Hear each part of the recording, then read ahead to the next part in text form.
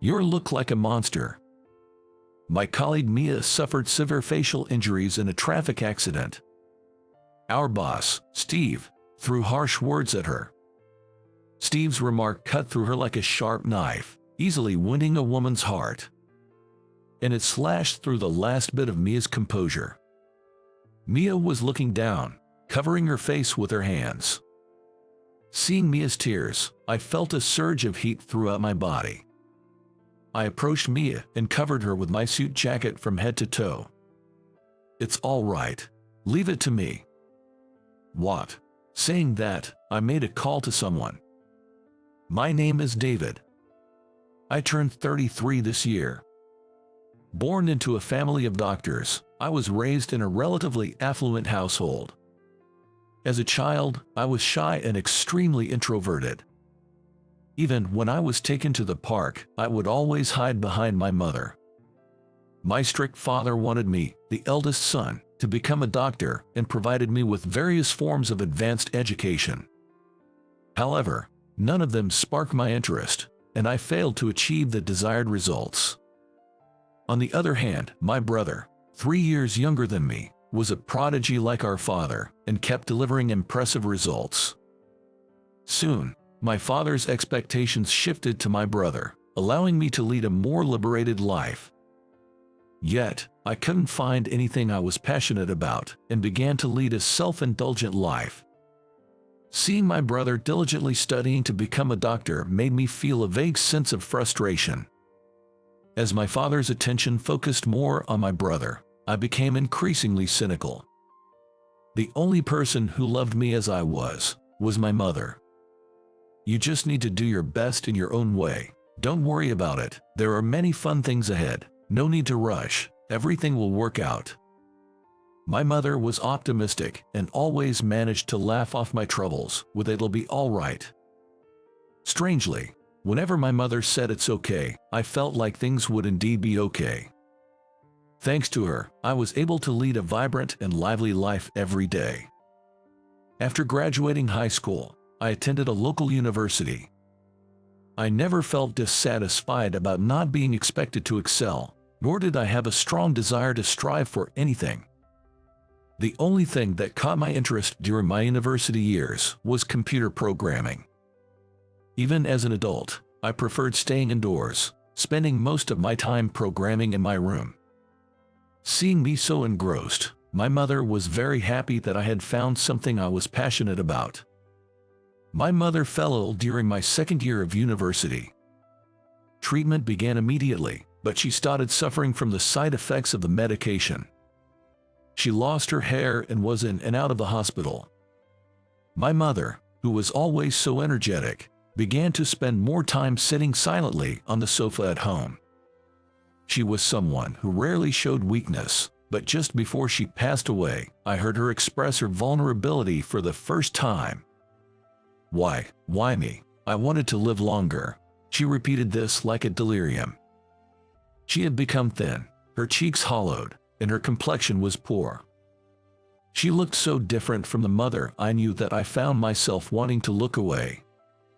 About a year into her battle with illness, my mother passed away and went to heaven. She spent her last days in tears, enduring a sad and painful time. The sight of my mother suffering left a deep trauma in me. Several years later, having overcome the loss of my mother, I joined an IT company as a system engineer and continue to work as usual. "Good morning." Still slouching, I see. "Come on, stand up straight and face forward." Yeah, good morning." The one who greeted me energetically this morning was my colleague, Mia. She has been a colleague since the beginning of my career, and we are the same age.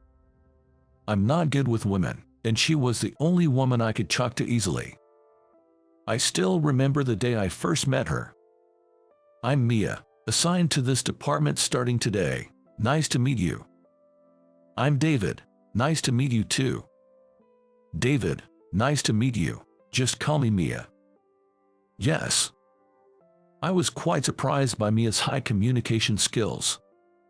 Mia is a rare female system engineer in this industry. Moreover, her skills are exceptional. It's rare for women to thrive in this industry. But she is skilled and more proactive than anyone else. And she is unbeatable, being both capable and beautiful. Although she can be a bit meddlesome, Mia's endless cheerfulness has always been a great help. Her attitude towards work is also very serious and sincere. I would never say it to her face, but she was someone I respected. "Hey, listen, I heard Steve is going to be assigned here. I did hear that someone from outside was coming, and it turns out to be Max's son." Mia said this, making a face of disgust. And for good reason. Our executive vice president Max's son, Steve, was notorious for bad rumors. He is 3 years younger than us, and after graduating from college, he had been with our company briefly. However, upon joining, Steve, wielding his father Max's power, caused nothing but trouble. The climax was a major fallout with the department head at the time, which even led to physical altercation. He then disappeared from the company, being sent to an overseas branch in a way that seemed like vanishing into thin air. He was always surrounded by bad rumors. No one would be happy to welcome him.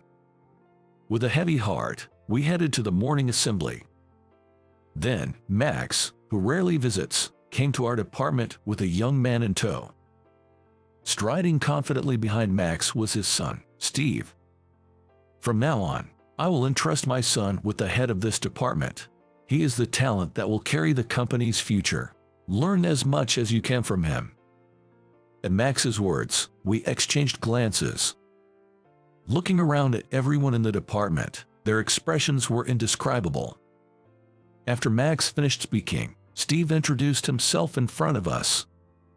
"With me here, this company will grow even larger. Believe in me and do your best." This self-introduction turned out to be a huge blunder, plummeting Steve's reputation within the sales department. This man was either extremely confident in himself or shamelessly thick-faced. Regardless of the situation, he never lost his superior attitude. It was terrible when he insisted on accompanying me to a meeting. "Can't you handle something as simple as this on your own?" In the middle of our meeting, he interjected with a condescending attitude. This led to the client getting infuriated and the contract breaking down. My credibility, built over years with that client, crumbled in an instant. "What have you done?" That client was a valuable one who had been using our system for many years. Even when confronted, Steve was nonchalant, showing no sign of taking any responsibility. Just because they've been a long-term partner doesn't mean anything if they're not bringing in money. Profit is what matters. This is why I hate incompetence. Steve insisted he was right and shifted the blame, leaving me almost speechless. "Don't joke around. I've worked hard to gain that client's trust. It was your remark that wasted all our efforts. What, are you going to stand up to me? You know I can easily fire you, right?" I clenched my teeth hard. The frustration of not seeing my years of effort pay off was immeasurable. Having lost my mother, achieving results at work had become my sole purpose in life. This added to my frustration. I couldn't possibly work with such an irresponsible person. Despite being the boss, he had ruined a crucial client relationship, and I never wanted to deal with him again. But Steve's tyranny didn't stop there. Although unfamiliar with complex documents and administrative procedures, he wouldn't ask us for help due to his pride, even though he should have. When he delivered documents containing critical personal information of a client to the wrong company, it nearly led to a disaster. We apologized to the other party and managed to avert a crisis, but it could have easily threatened the company's existence. "It's your fault, my subordinates, for not being attentive enough. I just did what I was told." Even though the situation didn't escalate, it was an unforgivable mistake, yet Steve claimed he had no responsibility. It wasn't just me who was at the end of my patience. Mia felt the same way. That day, We ended up going out for drinks on short notice, venting our frustrations about Steve as if to clear the air. Mia seemed to share my feelings, troubled by Steve's daily work attitude. I've been thinking the same.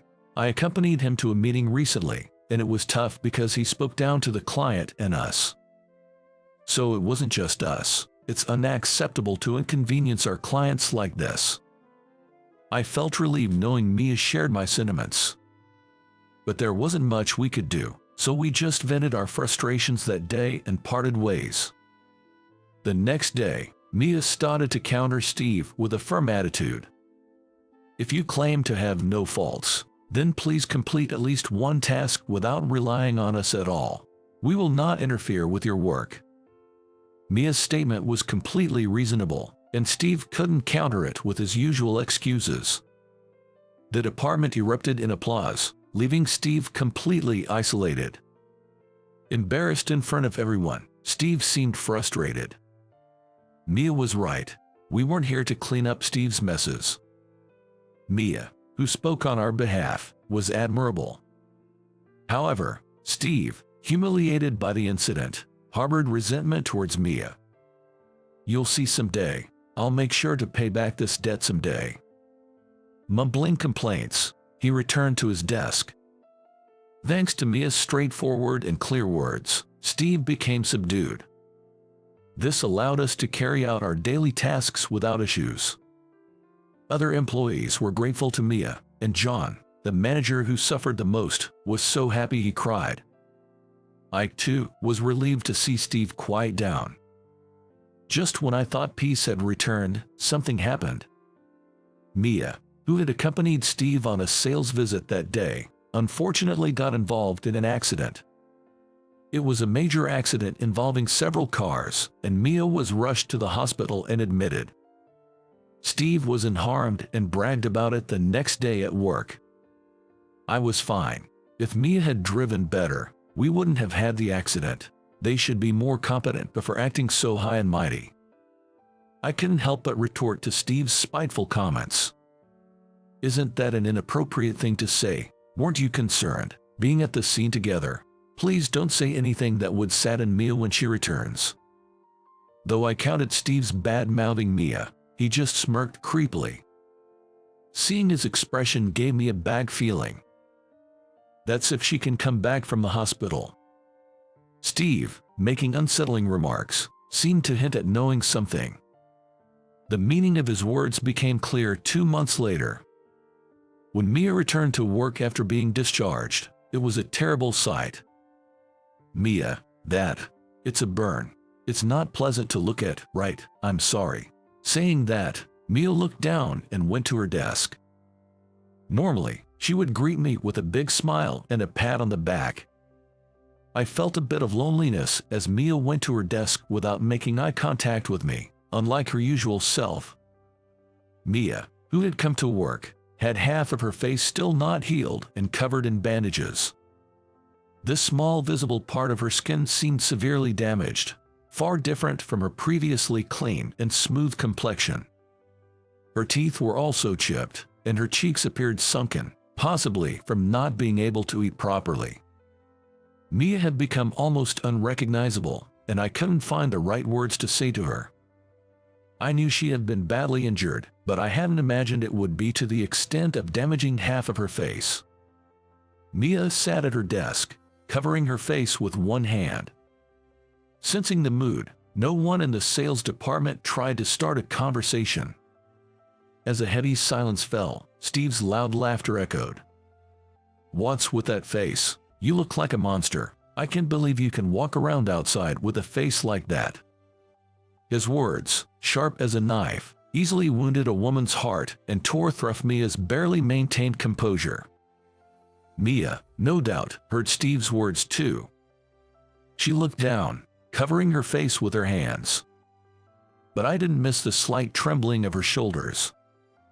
Tears, I presumed, began to fall from her hands covering her face. Having worked with her for nearly a decade, it was the first time I saw her cry. She was always the one who brightened up those around her with her smile. Seeing Mia's tears, I felt a surge of heat throughout my body. I approached Mia and covered her with my suit jacket from head to toe. "It's all right. Leave it to me." "What?" Saying that, I embraced her shoulder and led her into a meeting room. "Why did this happen? Why?" Mia, reaching her breaking point, began to cry uncontrollably. She looked at me, her face tear-stained and sweaty. At that moment, I was reminded of my late mother. My mother, too, had a terrible appearance before she passed away, crying over her fate. Back then, I didn't know what to do and could only stay by her side. I had had enough of losing the smiles of those I cared about. "Mia, trust me. I will definitely help you." I said that and offered my hand to Mia. Although hesitant, when Mia took my hand, I thought to myself that I couldn't let her suffer the same fate as my mother. I firmly gripped her hand back and assured her, "I'll take care of it. I want to see you smile again." As I said this, Mia looked surprised and her tears stopped. I patted her back gently, just as she had always encouraged me. "It's okay. I'm here for you. I might not be much, but I'm here." "No, I'm really grateful. Thank you." After reassuring Mia, I immediately went to another room and called a certain person. My brother, a renowned surgeon, is someone I deeply respect. It had been a while since I last called him, so I felt a bit tense. "Hi David, what's up? It's rare for you to call. Is something wrong?" I heard a familiar voice from the other end of the line.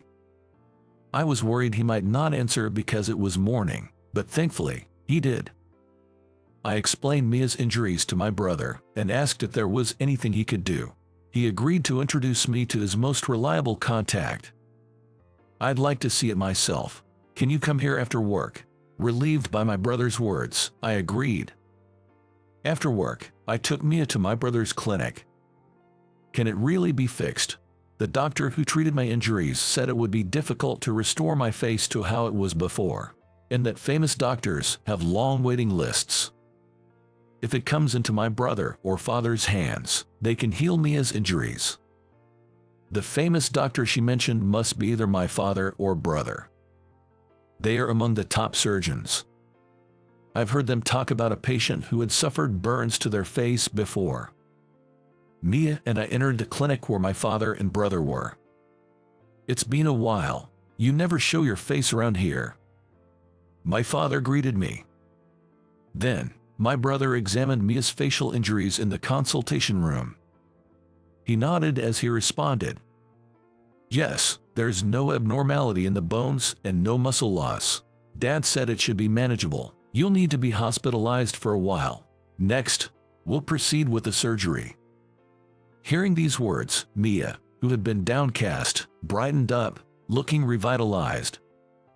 After deciding on the surgery, Mia showed me a smile in the taxi on the way back. "I've been so worried that I might have to live with this face for the rest of my life. But thanks to you, David, I feel like I can go back to how I was before, and that makes me really happy. Thank you." Seeing Mia's spirits lifted, I felt relieved. But in truth, it was all thanks to my father and brother. Once my face is back to normal, I'll get back at Steve. I'll never forgive him. Suddenly, Mia became angry. I thought her anger was because of Steve's taunting words that had deeply hurt her, but it seemed there was more to it.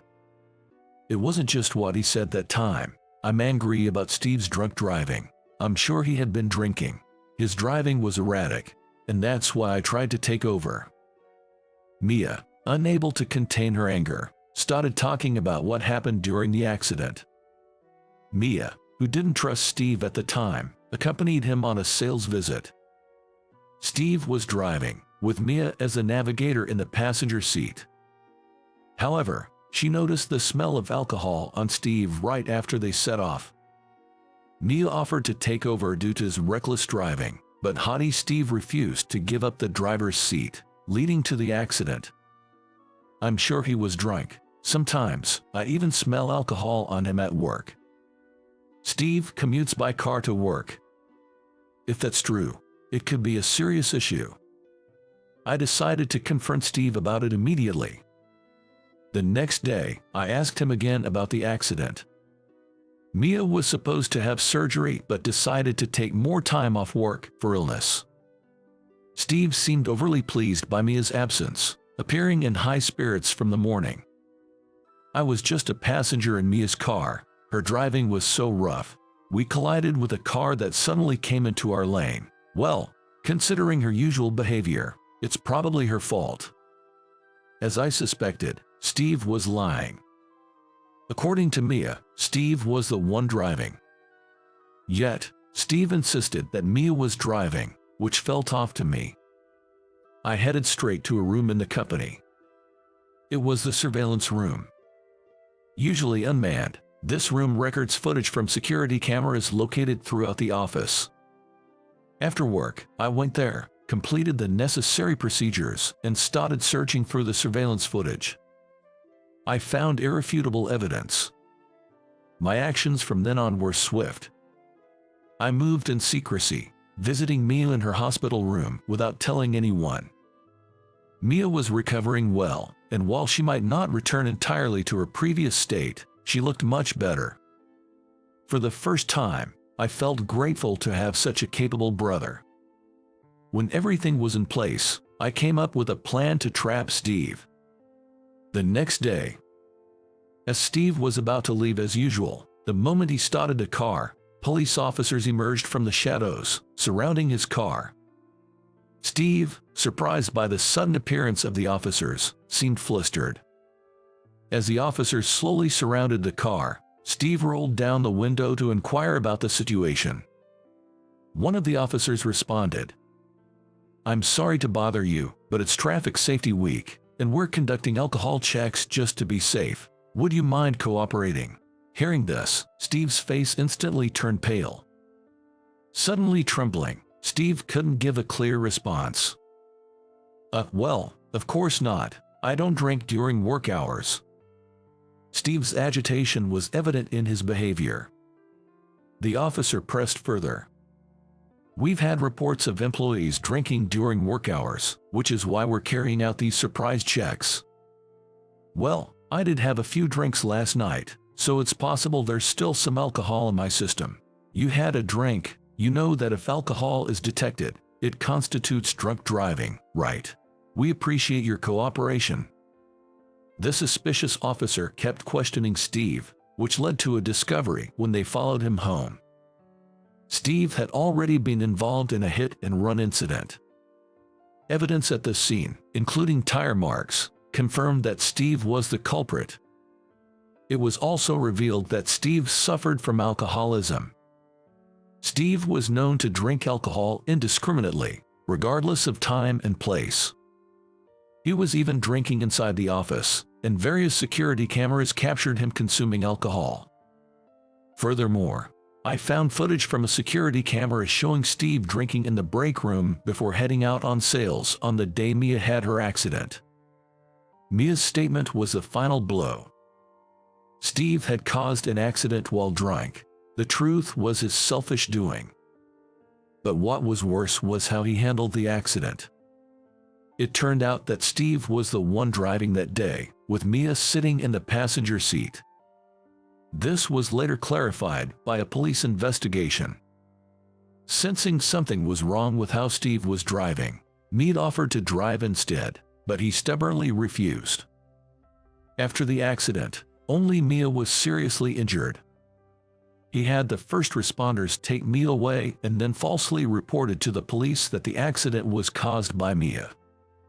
Despite his abhorrent actions, he tried to pin the driving on Mia and elusively escape responsibility. Mia, who was unaware of this, was shocked to learn the truth. Preoccupied with her facial injuries, it seems she had never even thought about who was being blamed for the accident. All these were shameful attempts by a man trying to escape responsibility. As a result, Steve was arrested by the police. Given the evidence and the gravity of his actions, the officers said he couldn't avoid punishment. Following Steve's arrest, the company decided to discipline both him and Max. Due to his son's foolish actions, Max saw decades of his efforts go down the drain. Thus, Steve faced the full consequences of his actions. He now has to live with and confront his crimes. In adulthood, it's not status, power, or ability that matters. The crucial aspect is taking full responsibility for one's actions. I hope Steve reflects on his actions and reforms. Afterward, Mia's face almost completely returned to normal, and she was fully rejuvenated. I'm overjoyed to see her smile again. David, you're a lifesaver. Thank you. I owe you one. It's nothing. I just did what anyone would. Mia thanked me, but I felt awkward and couldn't fully express my joy. The credit for restoring her face goes to my father and brother. I merely contacted my brother. I hadn't done anything else. Moreover, since that incident, I've been in touch more frequently with my father and brother, and we've even planned to have dinner together. I should be the one thanking Mia. Without you, I might not have received help from your family. You were there for me when I was hurt and in tears, David. Mia blushed and looked into my eyes intently. Well, do you have time today? I'd like to express my gratitude, so I'd be happy if you could join me tonight. My heart raced as I saw Mia blush. Nervously nodding to the unprecedented formal invitation to dinner, I saw Mia's cheeks relax into a happy smile. Subsequently, Mia and I began dating and eventually decided to get married. On our wedding day, Mia, dressed in a wedding gown, looked stunningly beautiful. We concluded our reception surrounded by the blessings of our family, colleagues, and friends. Surely, my mother was watching over us from heaven. Some time later, Mia gave birth to a baby girl. I was so thrilled I felt like jumping for joy at the sight of our adorable child. After losing my mother, I had immersed myself in work, but now my focus shifts to protecting my new family. I intend to shower my daughter with the same abundance of love that my mother had given me. And in this one-time journey of life, there will undoubtedly be unfair and challenging moments. During such times, I remind myself, it will all work out. Remembering my mother's words, I continue to live each day with my beloved family.